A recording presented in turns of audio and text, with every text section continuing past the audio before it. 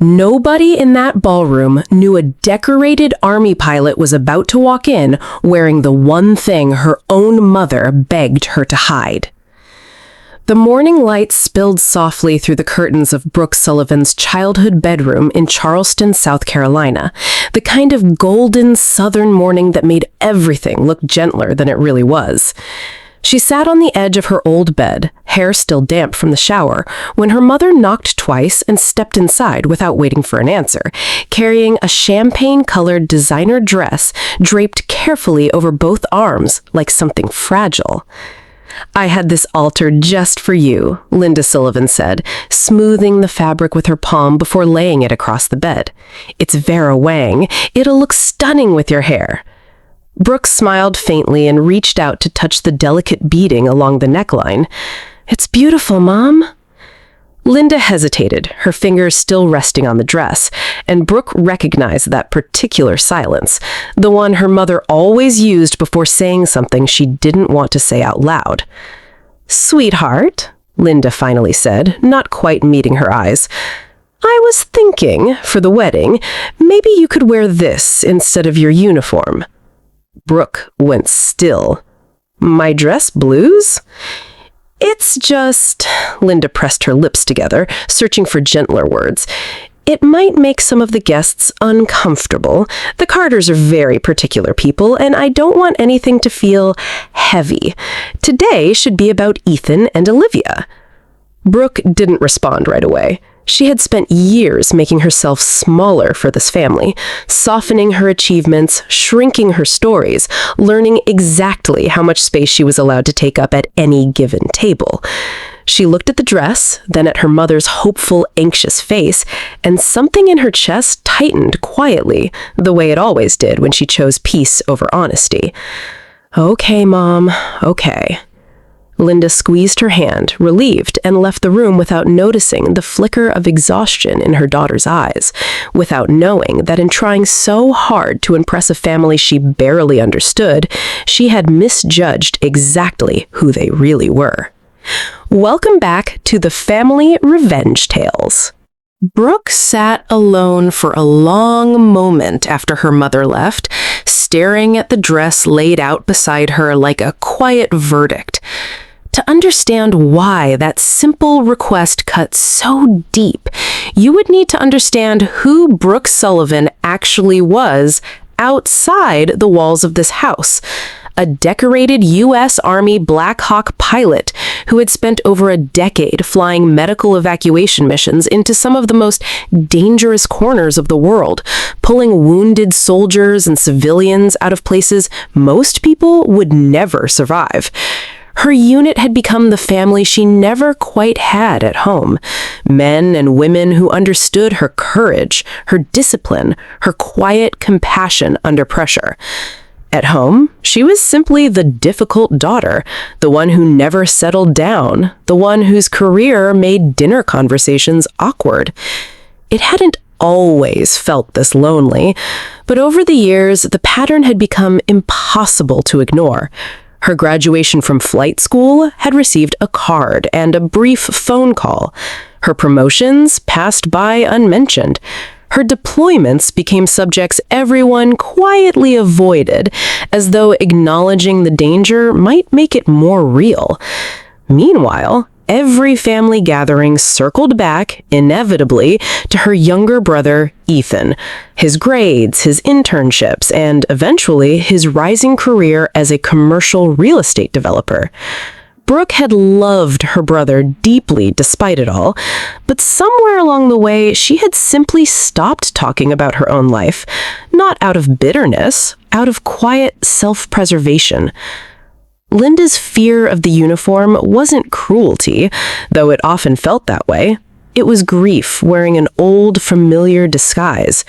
Brooke's biological father had died in military service before she was old enough to remember his voice, and Linda had spent years quietly blaming the Army for stealing the future she thought she'd have. She had remarried years later, Robert Sullivan, a kind, steady man who loved Brooke as his own. But even Robert had learned over time to stay quiet whenever Linda changed the subject away from Brooke's career. His silence wasn't unkindness, it was avoidance, the kind that slowly wears a person down without either side ever raising their voice. Now, with Ethan marrying Olivia Carter, daughter of one of Charleston's most respected and old money families, Linda saw this wedding as something bigger than a celebration. She saw it as the moment the Sullivan name might finally be taken seriously among Charleston's elite, and she had planned every detail with the precision of someone terrified of one small thing going wrong. The day before the wedding, Brooke visited the Carter family's historic estate for a small pre-wedding gathering, and something caught her attention almost immediately. Military portraits lined the hallway leading to the sitting room, black and white photographs of aviators and old flight gear, a shadow box filled with carefully preserved medals, and near the staircase, a small bronze memorial plaque honoring fallen service members. Brooke paused in front of it for a moment, assuming it was simply an old family heirloom, a piece of history tucked away like most families kept somewhere in a hallway. She didn't think much more of it. Not yet. Later that evening, Ethan found her alone on the back porch, swirling a glass of iced tea he clearly wasn't drinking. "Hey," he said, sitting down beside her.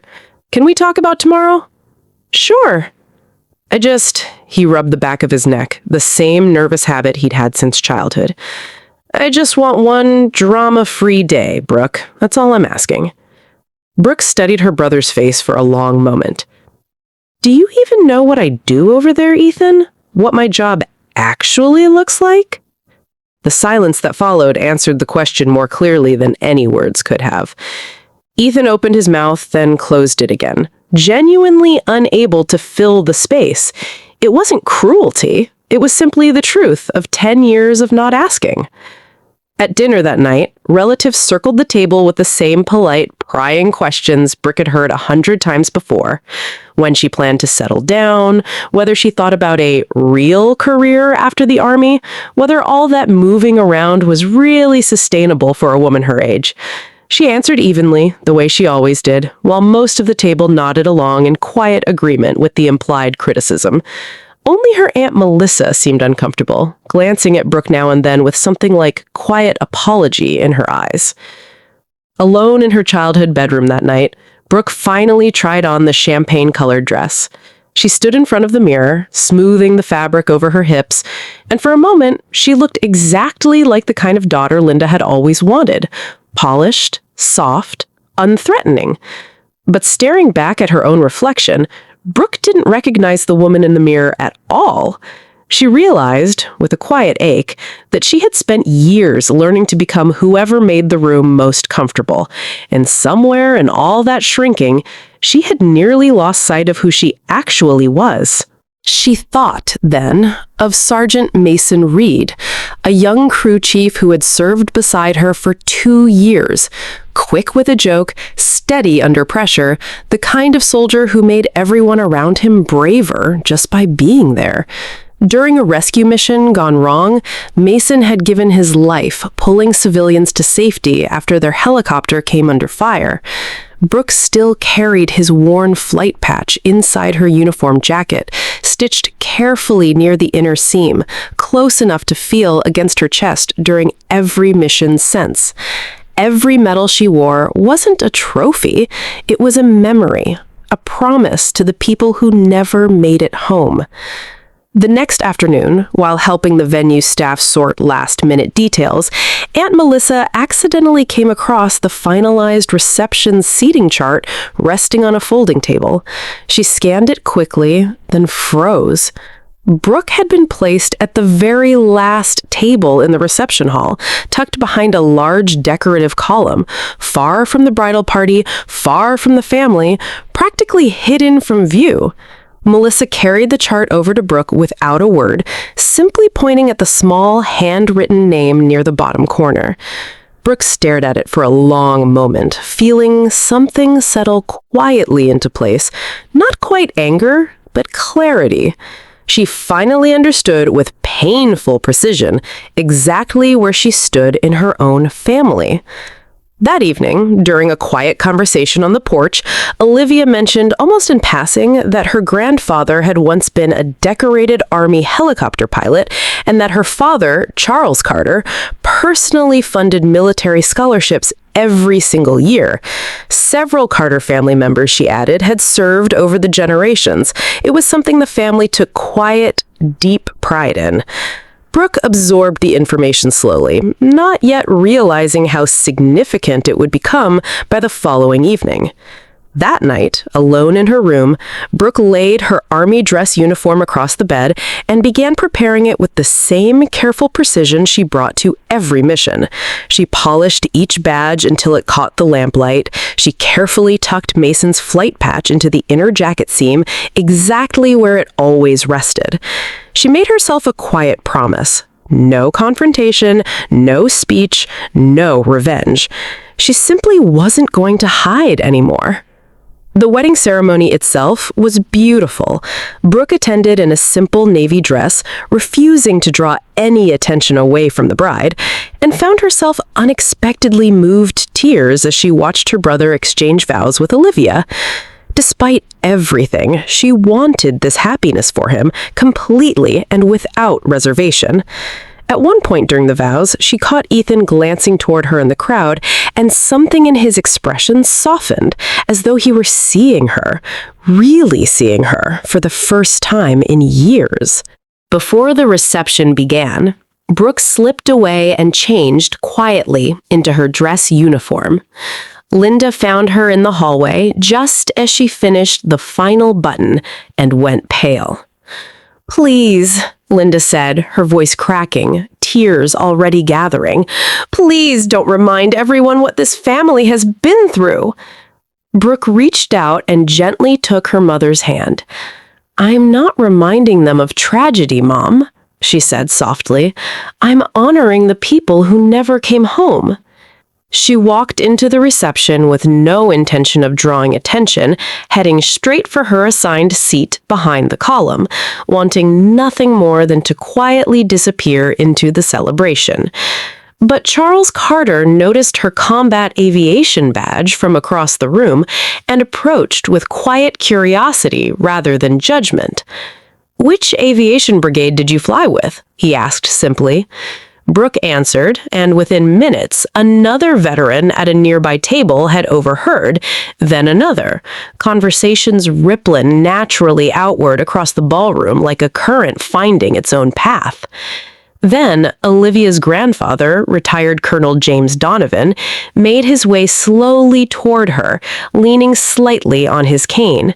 He thanked her for her service, his voice steady but full of feeling, and then, without ceremony, unpinned the small veteran's lapel pin he had worn for decades and placed it gently on Brooke's jacket. "This belongs beside someone still carrying the mission forward," he said quietly. Around the room, veterans and military family members slowly rose to their feet, one table at a time, the applause building not from spectacle, but from genuine respect. It didn't feel staged, it felt earned. Linda watched from across the ballroom, her carefully built image of the evening quietly collapsing around her. Every person she had hoped to impress was now surrounding her daughter with open admiration, treating her as the guest of honor rather than someone to be hidden away. The prestige Linda had chased all evening had been standing in front of her all along, wearing dress blues she had begged her daughter not to wear. Later, Linda approached her quietly. "I've always been proud of you," she said, though her voice wavered with uncertainty. Brooke looked at her gently, without anger. "If you were proud, you never would have asked me to hide." She didn't argue further.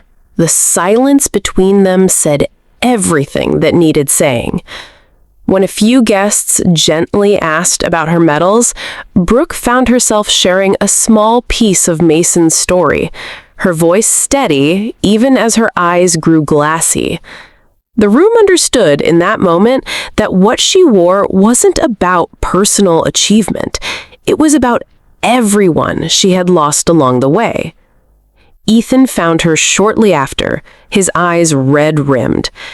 "I spent years just accepting whatever everyone else said about you," he admitted quietly. "I never actually asked who you were. I'm sorry, Brooke." "We'll talk," Brooke said, squeezing his hand. "Really talk. After tonight." Later, Robert pulled her aside as well, his voice heavy with quiet regret. "I should have said something all those years your mother changed the subject," he admitted. "I let my silence protect her comfort instead of your truth." "I appreciate you saying that," Brooke said gently. "But silence causes its own kind of damage, Robert. I hope you understand that now." Near the end of the night, as the music slowed and guests began drifting toward the exits, Linda asked quietly if they could simply move past everything that had happened. Brooke considered her mother for a long moment before answering. "I will always love this family," she said calmly, "but I won't hide who I am again. If we're going to have a relationship going forward, it has to be with the real me, not the version that makes everyone comfortable." 6 months later, Brooke stood at a podium at the Carter Family Military Scholarship Gala, speaking to a room of veterans, families, and young recipients about resilience and service. Olivia had become something like the sister she never had growing up. Ethan called every week now, asking real questions, genuinely curious about her life for the first time. Linda had slowly, hesitantly begun attending military family events, confronting fears she had carried silently for decades. The healing wasn't instant, and it wasn't perfect, but it was real, and it was finally honest. Standing at that podium, Brooke understood something she wished she'd known years earlier, that respect can never be earned by hiding, and the people truly worth keeping in your life are the ones who value your integrity over your ability to make them comfortable. Real courage isn't only found above a battlefield. Sometimes it begins the moment you refuse to shrink yourself for people who should have loved you exactly as you are. If this story touched something in you, if you've ever felt asked to make yourself smaller for people who claimed to love you, take a moment to like, comment, and subscribe to the Family Revenge Tales, and join a community of viewers who believe that truth, dignity, and quiet courage always find their way home. And remember, you were never meant to shrink for anyone's comfort. The right people will only ever ask you to stand taller. What is the significant educational or other value in this story? This story shows how unspoken grief can quietly shape family behavior for decades, often disguised as protectiveness rather than fear. It highlights the importance of honesty and communication, proving that silence, even when well-intentioned, can cause deeper wounds than difficult conversations ever would. The story also emphasizes emotional courage and self-respect, showing that true dignity comes from refusing to hide your identity to satisfy others' comfort. It reminds viewers that genuine family healing requires accountability from everyone involved, not just forgiveness from the one who was hurt. Finally, it offers hope that even long-standing emotional distance can soften over time when truth is finally spoken and truly heard.